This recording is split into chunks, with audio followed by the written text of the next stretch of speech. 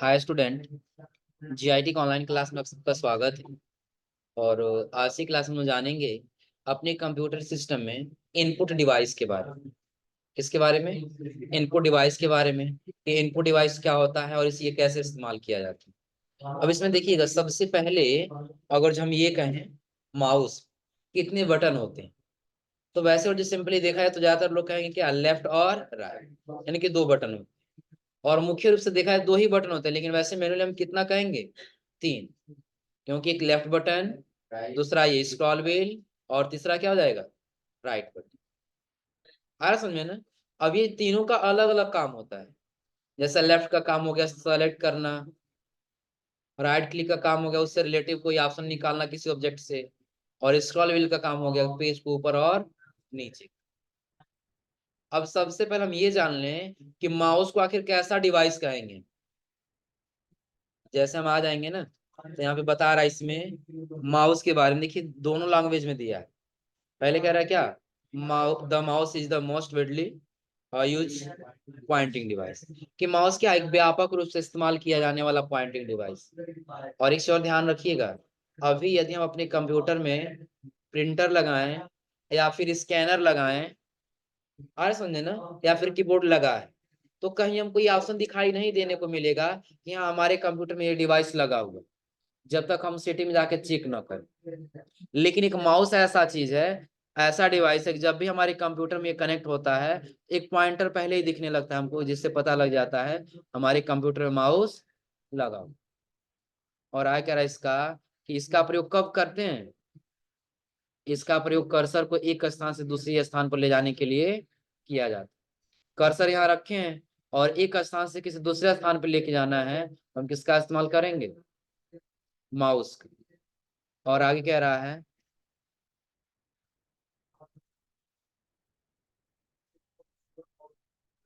और आगे हम क्या क्या कह रहा है, four main function by mouse, कि माउस का जो है ना चार मुख्य फंक्शन होता है, चार मुख्य वर्क होता है। जो पहला दिया है क्या, क्लिक। पहला सिर्फ क्या दिया है, क्लिक। दूसरा डबल क्लिक, तीसरा राइट क्लिक, और चौथा ड्रैग एंड ड्रॉप। सबसे पहले हम ये समझें कि आखिर क्लिक से क्या होता है। किससे? क्लिक से। तो कह रहा किसी ऑब्जेक्ट को सेलेक्ट करने के लिए, यदि किसी ऑब्जेक्ट को सिर्फ सेलेक्ट करना हो ना, तो किस बटन का यूज करेंगे?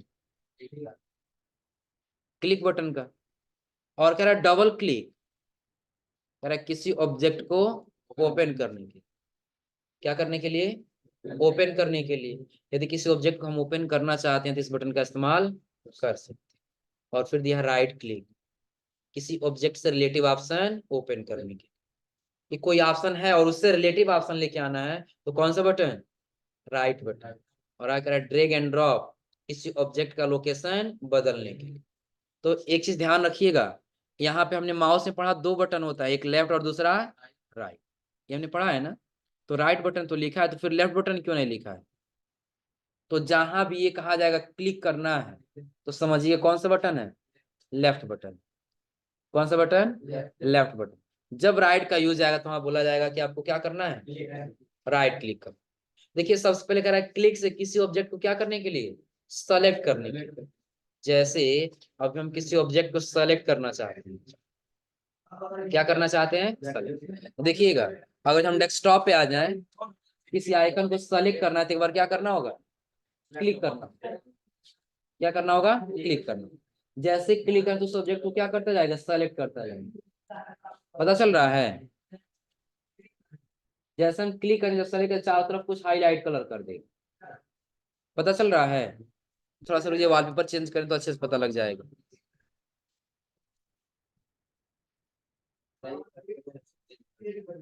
इससे पता चल रहा है ना, जहां हम सेलेक्ट करें उसको हाईलाइट कर दे रहा है तुरंत ना। तो सिर्फ क्लिक कर दो, उसको क्या कर रहा है? हाईलाइट सेलेक्ट कर दे रहा है। और सेलेक्ट के बाद से डबल क्लिक का ऑप्शन कह रहा है क्या करने के लिए? किसी ऑब्जेक्ट को ओपन करने। हम क्या किए, जिस भी ऑब्जेक्ट को इसमें से ओपन करना, हम उस पर बस डबल क्लिक कर दिए। जैसे डबल क्लिक करेंगे ऑब्जेक्ट क्या हो जाएगा? हो जाएगा ना। यानी कहीं भी हमको ऐसे नॉर्मली कहीं क्लिक करना हो तो हम किसका इस्तेमाल करेंगे? लेफ्ट वाले बटन का। और इसके बाद इसमें अगला कह रहा है राइट क्लिक किसी ऑब्जेक्ट से रिलेटिव ऑप्शन ओपन करने। जैसे आप लोग बताइए कि जब हम डेस्कटॉप ओपन किए थे, इसका लोकेशन हमने बताया था कि डेस्कटॉप होगा। जब डेस्कटॉप पे हम राइट क्लिक कर रहे हैं तो डेस्कटॉप से रिलेटिव ही तो ऑप्शन आ रहा है ना, ये आ रहा है समझ में ना। या फिर और ये ऑब्जेक्ट दिया गया है और इस ऑब्जेक्ट पे यदि हम राइट क्लिक करें तो ये जो रिलेटिव ऑप्शन आएगा ये किससे रिलेटिव आएगा, इसी ऑब्जेक्ट से रिलेटिव आएगा ना। तो उस ऑब्जेक्ट से यानी उस इमेज से रिलेटिव और हमको ऑप्शन जानना है तो कौन सा बटन हमने दबाया, राइट। कौन सा बटन, राइट। और राइट क्लिक के बाद से जब आगे जाएंगे, अगला इसमें बता रहा है क्या, drag and drag and drop का मतलब क्या होगा, लोकेशन चेंज करने की। क्या चेंज करने के लिए, लोकेशन। जैसे लोकेशन का मतलब समझ लीजिए, ये गूगल का इमेज आपको यहाँ दिख रहा है ना, इसका लोकेशन चेंज करके हमको इसके जस्ट नीचे यहाँ लेके आना है, तो लोकेशन चेंज करना होगा ना। तो उसके लिए ड्रैग एंड ड्रॉप करेंगे। तो ड्रैग एंड ड्रॉप फंक्शन कैसे काम करेगा, तो जहां से ड्रैग एंड ड्रॉप करना होगा कर्सर लेके जाएंगे उसके ऊपर, दिख रहा है ना, लेफ्ट वाला बटन होल्ड करना है, छोड़ना नहीं है, होल्ड किए रहना है। और कर्सर को ऐसे ड्रा करके लेके आ जाएंगे जहां रखना हो, उसका लोकेशन चेंज होकर यहाँ आ गया, दिख रहा है ना। कैसे हुआ है ये, तो कर्सर लेके चले गए आप, लेफ्ट वाला बटन होल्ड किए रहे, छोड़े नहीं है। कब छोड़ेंगे, तो जहां रखना होगा वहां लाके तब लेफ्ट वाला बटन छोड़ेंगे, तब वहीं पे आके एडजस्ट हो जाएगा ना। किसी ऑब्जेक्ट को, जैसे सपोज कि हम यही इमेज ले लिए, लेफ्ट बटन होल्ड किए और ड्रा करके लेके आ गए यहाँ पे, छोड़ दी, आ गए यहाँ पर, हो जाएगा।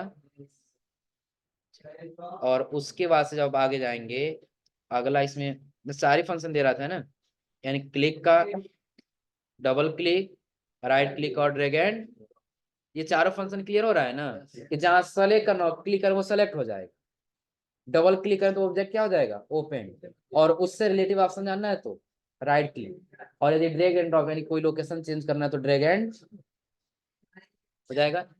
और आगे इसमें कह रहा है क्या, स्कैनर। तो लगभग लगभग आप लोग स्कैनर जानते होंगे ना क्या होता है, क्या होता है स्कैनर, स्कैन करता है। अब समझिए स्कैन किसको करता है और क्यों करता है, कैसे करता है। तो जब भी हमारा कोई इमेज पे जब कोई डॉक्यूमेंट रहता है ना, तो वो हार्ड फॉर्मेट में रहता है। किस फॉर्मेट में, हार्ड फॉर्मेट में। और जो हमारे कंप्यूटर में सेव होता है वो होता है सॉफ्ट फॉर्मेट। यानी कि सिंपली ये समझिए कि जब तक आपके कंप्यूटर स्क्रीन पे दिखाई दे रहा है तब तक वो सॉफ्ट कॉपी में है, और जब एक पेज पे प्रिंट करके निकाल देंगे ना, वो हार्ड कॉपी में हो जाएगा। वो किस में हो जाएगा, हार्ड कॉपी में। अब ध्यान दीजिए करता क्या स्कैनर, कि जो भी आपके हार्ड कॉपी है ना, उसको सॉफ्ट कॉपी के रूप में बदलना है। किसके रूप में बदलना है, सॉफ्ट कॉपी। यानी कि हार्ड कॉपी आपके पास एक पेपर पे है, और इस पेपर को आप क्या करना चाहते हैं, कंप्यूटर में सेव करना चाहते हैं, उसके लिए किसका इस्तेमाल करेंगे, स्कैनर। स्कैनर क्या करेगा, हार्ड कॉपी को सॉफ्ट कॉपी के रूप में बदलने का काम करता है। जैसे यहाँ दे रहा होगा, यहाँ कह रहा क्या, स्कैनर एक इनपुट डिवाइस जिसके द्वारा हम किसी फोटो डॉक्यूमेंट को स्कैन कर सकते हैं, चाहे कोई फोटो हो और चाहे कोई डॉक्यूमेंट। यदि स्कैन करके आप कंप्यूटर में सेव करना चाहते हैं तो आप स्कैनर का इस्तेमाल कर सकते हैं। और आगे दे रहा है इमेज, डॉक्यूमेंट्स, टेक्स्ट इत्यादि को स्कैनर डिजिटल फॉर्मेट में कन्वर्ट करता है, करके कंप्यूटर में क्या करता है, सेव करता है। अब समझ लीजिए, जब तक वो आपका इमेज है यानी कि एक पेज पे है, या डॉक्यूमेंट है, या कोई पेज पे टेक्स्ट लिखा गया है, उन सबको क्या करेगा, स्कैन करके डिजिटल फॉर्मेट में कन्वर्ट करेगा। डिजिटल का मतलब क्या होगा, कि जब हम कोई ऐसा डेटा लें जो इलेक्ट्रॉनिक के माध्यम से देख पाएंगे अन्यथा नहीं देख पाएंगे, वो किस फॉर्मेट में चला जाएगा, डिजिटल। जैसे कंप्यूटर को जब तक इलेक्ट्रिसिटी नहीं देंगे तब तक सेव डेटा को देख पाएंगे, नहीं देख पाएंगे। तो देखने के लिए इलेक्ट्रिसिटी चाहिए ना, तो जिसमें इलेक्ट्रिसिटी दे दिया जाएगा वो किस फॉर्मेट में हो जाएगा, डिजिटल फॉर्मेट। अगर डिजिटल फॉर्मेट में कन्वर्ट करता है और कन्वर्ट करके कंप्यूटर में क्या कर देता है, सेव कर देता है। अब जब तक आपके पास इलेक्ट्रिसिटी नहीं रहेगा तब तक आप उस डाटा को देख नहीं पाएंगे। आगे कह रहा है हार्ड कॉपी की। हार्ड कॉपी का मतलब क्या, जो पेज पे होगा, पेज पे क्या होगा, कह रहा है पिक्चर होगा या फिर फोटो होगा या फिर टेक्स्ट होगा, ईटीसी को सॉफ्ट कॉपी यानी कि डिजिटल फॉर्मेट में कन्वर्ट कर, इसमें कन्वर्ट करेगा, डिजिटल फॉर्मेट में कन्वर्ट कर देते। और आगे कह रहा है इसका प्रयोग करके हम किसी भी डॉक्यूमेंट्स का इलेक्ट्रॉनिक वर्जन क्रिएट कर सकते।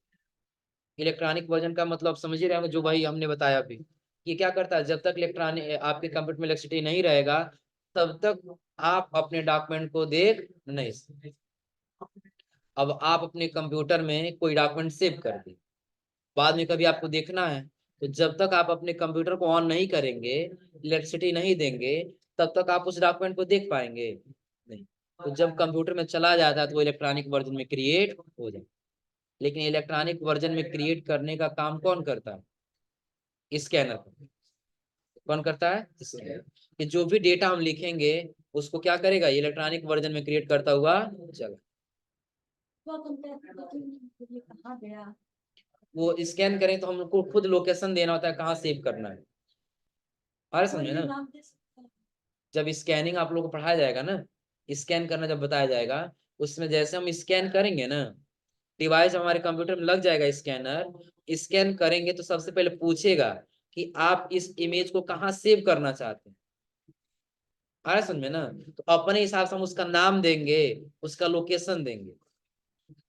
अरे समझे ना, कि हम उसको कहाँ सेव करना चाहते हैं, डेस्कटॉप पे कि म्यूजिक में कि पिक्चर में।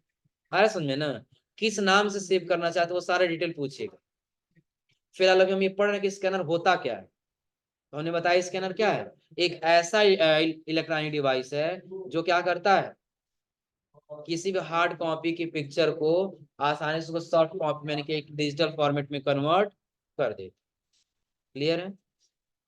और इसके बाद जब आगे जाएंगे, अगला आपको डिवाइस दिखाई देगा कौन सा, ओसीआर। क्या दिखाई देगा, तो ध्यान रखिएगा। हाँ, इसका फुल फॉर्म दे रहा ऑप्टिकल कैरेक्टर रीड। अभी आपने पढ़ा था ना स्कैनर, स्कैनर का ही काम करता है आपका ओसीआर। क्या काम करता है, ओसीआर। लेकिन हाँ, स्कैन तो करेगा ये, लेकिन सब कुछ स्कैन नहीं करता है। आया समझे ना, जो विशेष प्रकार का टेक्स्ट लिखा गया होगा ना, बस उसी को स्कैन करता है, बाकी और किसी को स्कैन नहीं करता। फिर स्कैन विशेष प्रकार का करने का मतलब क्या है, स्कैनर जो है ना, इमेज के रूप में सेव करता है कि आप उसको एडिट नहीं कर पाएंगे। लेकिन जो ओसीआर है वो टेक्स्ट के रूप में सेव करता है। किसके रूप में, टेक्स्ट के रूप में, ताकि अगर जो आपको बाद में कोई डेटा एडिट भी करना हो तो आप आसानी से उसको एडिट कर सकते हैं। जैसे देखिए यहाँ कह रहा है ऑप्टिकल कैरेक्टर रीडर एक ऐसा डिवाइस है जिसका प्रयोग कागज पर बने किसी विशेष प्रकार के अक्षर, अंक या चिन्हों को स्कैन करने के लिए किया जाता है। तो जो कोई कागज पे कोई क्या बना है, कोई इमेज है या कोई कैरेक्टर लिखा गया है, और यदि उसको स्कैन करना है, हम ऑप्टिकल कैरेक्टर रीडर का इस्तेमाल कर सकते हैं। लेकिन फिर इसका इसका आखिर कुछ बेनिफिट होना चाहिए स्कैनर से ना।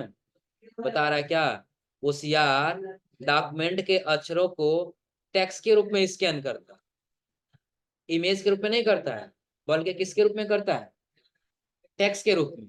और आगे कह रहा है इसमें, अर्थात टेक्स्ट फाइल बनाता है। क्या बनाता है उनका, टेक्स्ट फाइल बनाता है, कह रहा जिससे एडिट भी किया जा सकता है, जिसे हम क्या कर सकते हैं, एडिट भी कर सकते हैं। जैसे और आपने ओसीआर लिखा ना, ओसीआर का फुल फॉर्म आपने लिखा ऑप्टिकल कैरेक्टर, ये पेज पे लिखा हुआ है तो पेज पे हम एडिट नहीं कर पाएंगे ना। पेज पे हम चाहे कि नहीं, हम एक सी को मिटा दें फिर दूसरा लिख पाए, तो एक बार इंक से लिख दे पॉसिबल है, जल्दी नहीं है। लेकिन हम अपने कंप्यूटर में तो मिटा दूसरा लिख सकते हैं। जब स्कैनर स्कैन करेगा इमेज के रूप में जाएगा, ये एडिट नहीं होगा। लेकिन वही यदि ओसीआर स्कैन करेगा ना, तो टेक्स्ट के रूप में स्कैन करेगा, कि दोबारा यदि आपको कुछ एडिट भी करना है तो आप आसानी से उसमें एडिट कर सकते। OCR का मीनिंग गलत हो गया, ऑप्टिकल का मीनिंग गलत हो गया, कैरेक्टर का मीनिंग गलत हो गया, तो आप आसानी से उसको वहां पे सुधार कर सकते हैं। क्यों करता है और किस चीज को करता है? तो कह रहा है यहाँ पे OCR के द्वारा कंप्यूटर से प्रिंटेड, जो कंप्यूटर के द्वारा प्रिंट हुआ अक्षर रहेगा वो टाइपराइटर से छपे हुए अक्षर, टाइपराइटर प्रिंटर के जैसा आता है, लिखते जाते और प्रिंट करता जाता है, चाहे उसके द्वारा छपा हुआ हो। फिर अगर कैश रजिस्टर हो कि अक्षर को और क्रेडिट कार्ड के अक्षरों को पढ़ा जा सकता है। यानी कि ऐसे कोई भी अगर आपको कैरेक्टर मिलते हैं ना, और यदि उसको पढ़ना है तो आप आसानी से OCR का इस्तेमाल कर सकते हैं। अब आगे कह रहा OCR विशेष प्रकार के फॉन्ट वाले अक्षर को ही स्कैन करता है, सबको नहीं स्कैन करेगा। विशेष प्रकार का मतलब क्या हुआ? यानी कि ये ऐसा नहीं करेगा यहाँ पे आपका इंग्लिश लिखा है और यहाँ पे हिंदी लिखा है तो उसको स्कैन कर देगा, ऐसा नहीं। या तो सिर्फ हिंदी में हो या तो सिर्फ फिर इंग्लिश, आया समझे ना। और ऐसे स्कैन करके उसको एडिटिंग में भी दे देगा कि यदि आप इस मीनिंग में एडिट करना चाहते हैं तो एडिट कर सकते हैं, हो जाएगा ना। आगे कह रहा है जिन्हें OCR स्टैंडर्ड कहते हैं, जिन्हें क्या कहते हैं? OCR standard. इनका एक अलग ही क्वालिटी होता है। क्या? तो कह रहा है जो कंप्यूटर में पहले से ही संग्रहित रहते हैं, जो कंप्यूटर में क्या होता है पहले से ही सेव होता है, हमको सेव करने की आवश्यकता नहीं। कह रहा आगे OCR इन कैरेक्टर को स्कैन करने के लिए सर्वप्रथम डॉक्यूमेंट को बिटमैप इमेज में बदलता है। सबसे पहले ये भी क्या करता है, इमेज में बदलेगा पहले, और जब इमेज में बदल जाएगा तो फिर क्या करेगा, प्रत्येक अक्षर की तुलना बिटमैप की तुलना से करेगा। जैसे सपोज करिए और आपने यहाँ पे ए लिखा है तो आपके कंप्यूटर में जो फॉन्ट इंस्टॉल है उससे ए से ये ए मैच कर रहा है कि नहीं मैच कर रहा है। जब मैच कर ले जाएगा ना फिर उसको टेक्स्ट डॉक्यूमेंट में कन्वर्ट कर देगा। अब क्या बता रहा है कि बिटमैप की तुलना में तुलना OCR फॉन्ट से करता है और मैच करने पर उन्हें कैरेक्टर में बदल। आप नोट्स पे कुछ लिख दीजिए, लिखने के बाद OCR से स्कैन करिए, स्कैन कर पहले इमेज के रूप में ले लेगा, लेने के बाद से अपने अंदर जो उसके अंदर फॉन्ट डाउनलोड है उससे मैच कराएगा, और यदि मैच हो जाएगा उसको आपके कंप्यूटर में टेक्स्ट फाइल में कन्वर्ट कर देगा। टेक्स्ट का मतलब क्या होगा, जिसको आप बाद में एडिट भी कर सकते हैं। जैसे एक पेज पे आप अपना नाम लिख दिए, नाम आपने अपना गलत लिखा हो, कंप्यूटर में लेके उसी नाम को एडिट करना है, OCR के माध्यम से स्कैन करिए और बाद में आप उसको एडिट कर सकते। क्लियर है ना? देखे नहीं हो किसका? ऑप्टिकल का मतलब होता है, देखो कैरेक्टर और रीडर, यानी कि जिस क्या करता है ये रीडर का मतलब पढ़ने के लिए जो इस्तेमाल किया जाता है या फिर उसको रीड करने कंप्यूटर में इनपुट कराने के लिए। ऑप्टिकल कैरेक्टर का मतलब क्या, जो ऑप्शनल हो, जो किसी भी सबको ना करता हो, ऑप्शनल किसी गिने चुने कैरेक्टर को स्कैन करता हो। अरे समझे ना। अब इसमें ध्यान दीजिएगा, अभी आपको दिख रहा होगा यहाँ पे ये डिवाइस लिया है हाथ में ना, दिख रहा है ना यहाँ पे। अभी कुछ समय बाद देखिएगा दिखाएगा भी। वही क्या करता है, जैसे जैसे इसमें स्कैन करता जाएगा ना, ये स्कैन कर रहा है ना, वैसे वैसे यहाँ पे टेक्स्ट फाइल में बदलता जाएगा, ऑटोमेटिक बदलता जाएगा। आ समझे ना, कि आप इधर स्कैन करिए इधर टेक्स्ट फाइल में आ जाएगा, और इसमें जो भी आपको गलत नजर आ रहा है आप यहाँ पे एडिट कर सकते हैं, हो जाएगा। और उसके आगे जाएंगे तो अगला डिवाइस आपका आएगा क्या,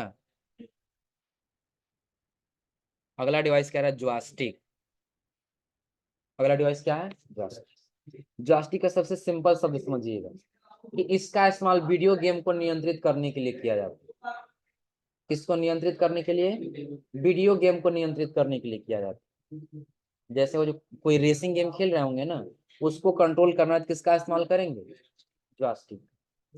कह रहा है जॉयस्टिक का प्रयोग अक्सर वीडियो गेमों को नियंत्रित करने के लिए किया जाता है।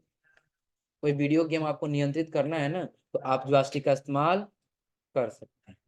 और आगे दे रहा है क्या, और आमतौर पर उसमें एक या अधिक दबाए जाने वाले बटन होते हैं, जिसमें क्या होगा, एक साथ आप कई सारे बटन को प्रेस कर सकते हैं।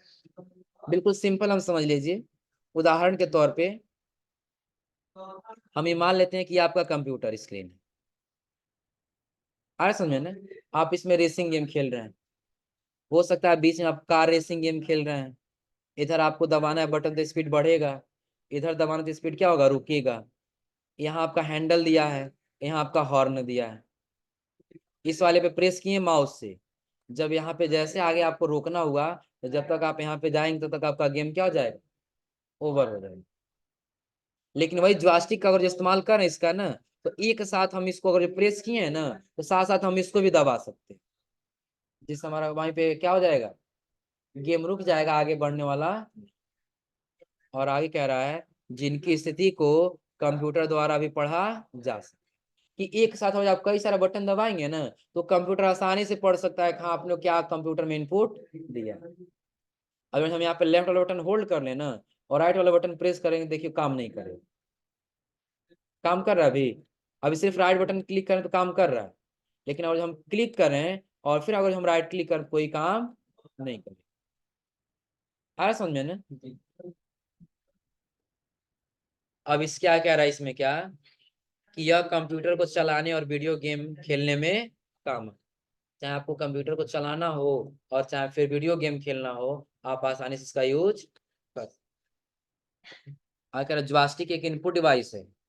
जॉयस्टिक कंप्यूटर के प्रोग्राम को शुरू करने में मदद करता है, कि अगर जो आपको कोई भी प्रोग्राम रन कराना हो, कोई भी कंप्यूटर चलाना हो ना, तो आसानी से उस प्रोग्राम को क्या कर सकते हैं, ओपन कर सकते हैं। क्या कर सकते हैं, ओपन। और आखिर जॉयस्टिक का इस्तेमाल ज्यादातर क्रेनों, ट्रकों, पहिएदार कुर्सियों, निगरानी कैमरों, पानी के अंदर मानव रहित वाहनों में किया जाता है। यानी कि इन सभी डिवाइसों में, इन सभी जगहों पे जॉयस्टिक का ज्यादातर इस्तेमाल किया जाता है। आगे कह रहे हैं यहाँ पे जॉयस्टिक के चारों ओर, जॉयस्टिक को क्या किया जा सकता है, चारों ओर घुमाया जा सकता है। और आगे कह रहा है जॉयस्टिक का इस्तेमाल कंप्यूटर गेम खेलते वक्त करते हैं। जॉयस्टिक कंप्यूटर के चारों दिशा की बराबर जानकारी देते। माउस और हम यहाँ से इधर लेके जाए तो बस एक ही दिशा की जानकारी दे रहा है ना, लेकिन जॉयस्टिक क्या करेगा, चारों दिशाओं के बराबर जानकारी देगा, कि इधर क्या काम कर रहे हैं, इधर क्या काम कर रहे हैं, ऊपर क्या काम कर रहे हैं, नीचे क्या काम कर रहे हैं, वो सारा जानकारी कंप्यूटर को बराबर देता रहता है। और आगे कह रहा है जॉयस्टिक कंप्यूटर के आधार पर सभी सिग्नल और जानकारी को आसानी से पढ़ सकता है और उसके आधार पर अपना काम कर सकता है। कि जो भी हम अपने कंप्यूटर में सिग्नल देंगे, जानकारी देंगे, वो कंप्यूटर हमारा आसानी से क्या करेगा, समझेगा और उसके आधार पर अपना काम कर सकता। क्लियर है ना। अभी हमने आपको कौन कौन सा डिवाइस बताया है, तो सबसे पहले तो हमने आपको बताया क्या, माउस। क्या हमने बताया आपको, माउस के बाद स्कैनर के बाद ओसीआर, ओसीआर के बाद से जॉयस्टिक हो जाएगा। और जॉयस्टिक के बाद अगला आपका डिवाइस आता है क्या, माइक्रो। तो लगभग लगभग माइक्रोफोन आप लोग जानते होंगे ना, क्या होता है माइक्रोफोन, डिवाइस जो हमारी आवाज को क्या करता है, कंप्यूटर के अंदर सेव करता है। और हम जो आवाज बोल रहे हैं ये कंप्यूटर के अंदर सेव करना है, तो किसका इस्तेमाल करेंगे हम, माइक्रोफोन। देखिए यहाँ कह रहा है माइक्रोफोन एक ऐसा डिवाइस है जो आपकी आवाज को डिजिटल डाटा में बदलता है, कि जब तक हम ऐसे बोल रहे हैं तब तो किसी डिजिटल डाटा में नहीं है। अरे समझे ना। अब जैसे हम अपने कंप्यूटर के अंदर सेव कर देंगे और जब इलेक्ट्रॉनिक से चलने लगेगा वो किस फॉर्मेट में हो जाएगा, डिजिटल फॉर्मेट। किस फॉर्मेट में, डिजिटल फॉर्मेट। अरे समझे ना।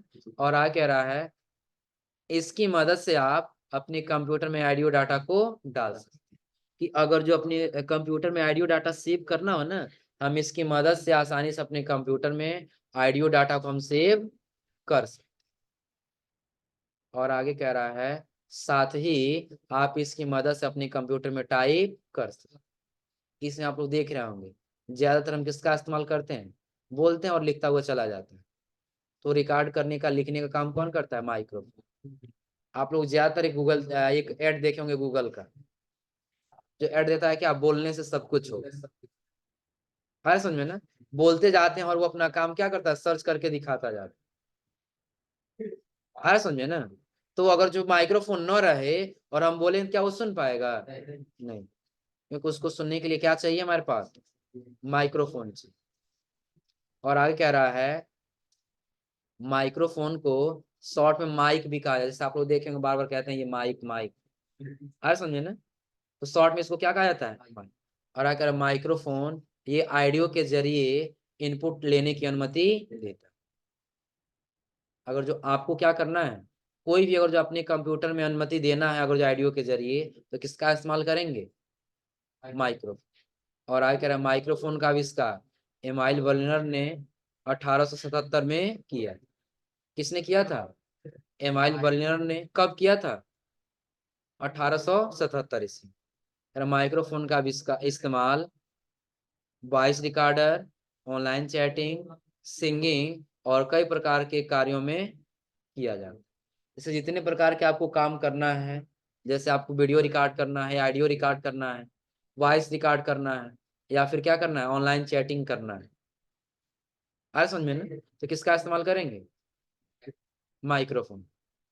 और आगे कह रहा है कि माइक्रोफोन ऐसी युक्ति होती है जो साउंड यानी कि वाइब्रेट को इलेक्ट्रॉनिक सिग्नल में परिवर्तित करती है। कि जो भी हम बोलते हैं ना, हमारी आवाज जब उसके पास जाती है ना, तो वो वाइब्रेट करता है खुद से। खुद से क्या करता है, वाइब्रेट करता है, और उसी वाइब्रेट के अनुसार वो आवाज लेने की अनुमति देता है। आ समझे ना।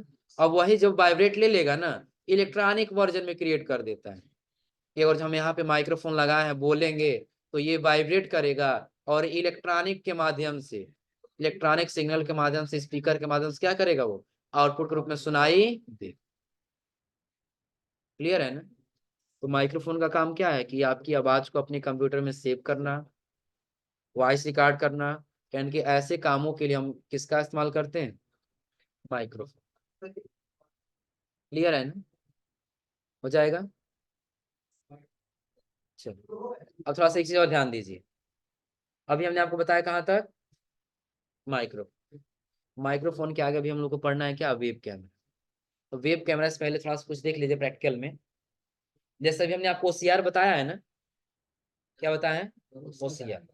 तो ओसीआर हम लोग ऑनलाइन भी यूज कर सकते हैं। ऑनलाइन मतलब समझ रहे हैं, हम यही बताया ओसीआर में ना कि इमेज को क्या करेगा, कि टेक्स्ट फाइल के रूप में चेंज कर देगा, जिसको हम बाद में क्या कर सकते हैं, एडिट कर सकते हैं। बाद में क्या कर सकते हैं, एडिट भी कर सकते हैं।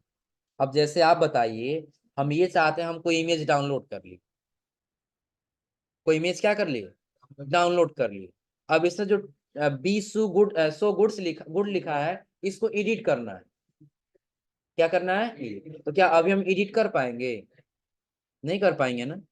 सिंपली हम ब्राउजर पे ही आ गए, ब्राउजर पे आने के बाद से हम यहाँ सर्च कर लिए, तो सर्च कर लिए मोटिवेशनल कुछ कोट ही ले लिए हम, आ रहा समझे ना। फिर हम किस में आ जाएंगे, इमेज। यानी कि हम कहाँ गए हैं, ब्राउजर पे। ब्राउजर पे जाने के बाद सर्च कर लिए मोटिवेशनल कुछ कोट सर्च कर लेंगे, फिर कहाँ जाएंगे, इमेज। इमेज में जब आएंगे ना, तो आपको बहुत सारा ऐसे इमेज दिखाई देगा, आ रहा समझे ना। तो आपको जो लग रहा है उसको क्या कर लेंगे, हम सेव कर लेंगे। आया समझे ना। कौन सा ले लिया जाए इसमें से, ये ले लिया जाए, if you can dream it you can do it. इसी पे क्या करेंगे, राइट क्लिक। क्या करेंगे, आपको एक ऑप्शन दिखाई देगा किसका, सेव इमेज एज। क्या दिखाई देगा, सेव इमेज एज। क्लिक करेंगे और आपको आ जाना होगा कहाँ पे, हम डेस्कटॉप पे सेव करना चाहते हैं। कहाँ पे, डेस्कटॉप। जो भी नाम देना आप नाम दे दीजिए इसका, जैसे अभी हमने इमेज 1 नाम दे दी, सेव कर। इमेज 1 नाम से सेव हो चुका है ना, किस नाम से सेव हुआ है, इमेज 1, यही है ना। अब हम इफ एडिट करना चाहें, जैसे यहाँ पे देखिए नाम दिया है, जिस भी लेखक ने लिखा होगा ना उसका नाम लिखा है यहाँ पे, वेल डिले कुछ करके लिखा हुआ है यहाँ, जो भी क्लियर दिखाई नहीं दे रहा है, आया समझे ना। इसकी जगह पे हम अपना नाम लिखना चाहते तो एडिट करना होगा ना। अभी हम एडिट करना चाहे तो होगा, स्कैनर नहीं है, लेकिन हम ऑनलाइन यूज कर सकते हैं। कैसे, तो ब्राउजर ओपन करिएगा इन गूगल क्रोम, नया टैब लेके सर्च कर लेंगे यहाँ पे सिंपली ओसीआर। क्या सर्च करना है, ओसीआर। आ गया ना। सिर्फ क्या लिखे हैं, ओसीआर। तो पहले पे आपको दिखाई दे रहा है फ्री ऑनलाइन ओसीआर, क्लिक करेंगे। क्लिक करते ही पूछ रहा है सेलेक्ट फाइल, क्या दे रहा है, सेलेक्ट फाइल। क्लिक करेंगे, क्लिक करने के बाद इमेज देख लेंगे, कहाँ डेस्कटॉप पे रखे हैं ना, किस नाम से है, Image 1 के नाम से, ये रहा ना। सेलेक्ट करके यहाँ से क्या कर लेंगे, वो ये पहले देख लीजिए किस लैंग्वेज में लिखा गया है, इंग्लिश। तो यहाँ से हम वही लैंग्वेज सेलेक्ट करेंगे जो लिखा गया हो। इंग्लिश में लिखा गया था, हमने क्या सेलेक्ट कर लिया, इंग्लिश। कह रहा था वो सीआर टेक्स्ट फाइल में कन्वर्ट करता है, तो यहाँ से वर्ड को हटा क्या ले लेंगे, टेक्स्ट ले लेंगे, और टेक्स्ट लेने के बाद क्या कर लेंगे, कन्वर्ट। थोड़ा सा टाइम देगा 10 सेकंड के लिए, थोड़ा सा वेट कर लेंगे, 10 सेकंड क्या कर लेंगे, वेट। जैसे 10 सेकंड थोड़ा सा वेट करने के बाद से एक इसका टेक्स्ट फाइल बन के आ जाएगा, क्या बन के आ जाएगा, टेक्स्ट फाइल। ये लिखा था if you can dream it you can do it, ये लिखा था ना। तो यहाँ पे आपको डाउनलोड आउटपुट फाइल का ऑप्शन दिखाई दे रहा है, क्लिक करेंगे, क्लिक करते देखिए डाउनलोड हुआ, ओपन कर लीजिए इसको, ये लिखा था। अब यहाँ पे एडिट कर सकते हैं, यू को हटाना है, बैक स्पेस करके हटा लिए, हो जाएगा एडिट ना। समझ में आ रहा है का मतलब, ऑप्टिकल कैरेक्टर की जिसको हम क्या कर सकें, एडिट भी कर सकें। उसके लिए हमने एक ऑनलाइन तरीका बता दिया, स्कैनर नहीं है, और यदि आप कुछ टेक्स्ट लिखे हुए हैं और उसको यदि एडिट करना चाहते हैं तो सिंपली पहले क्या करिए, कहाँ पे चले जाएगा, ब्राउज पे, ब्राउज पे जाने के बाद क्या सर्च कर लेंगे, OCR। पहले लिंक पे क्या करेंगे, क्लिक, क्लिक करने के बाद सेलेक्ट फाइल, जहां हमारा फाइल है उसको क्या कर लेंगे, सेलेक्ट कर लेंगे, हो जाएगा ना। ओपन कर लेंगे, जो जो सब लैंग्वेज में वो लैंग्वेज सेलेक्ट कर लेंगे। यहाँ से क्या ले लेना होगा, टेक्स्ट, और यहाँ से कन्वर्ट करते, थोड़ा सा टाइम लेके कन्वर्ट कर देगा, और बाद में यदि आपको एडिट करना तो उसमें एडिट करते, हो जाएगा। कोई दिक्कत इसमें, कर ले जाएंगे ना। तो आज आप लोग यहाँ तक करिए लो, हो जाएगा ना। ये आज आप लोग यहाँ तक इतना डिवाइस और ये OCR के बारे में थोड़ा सा प्रैक्टिकल करके आ जाइएगा, और अगली क्लास में आपको कुछ अलग प्रैक्टिकल करना बताएंगे। तो आज आप लोग इतना ट्राई करिए लोग।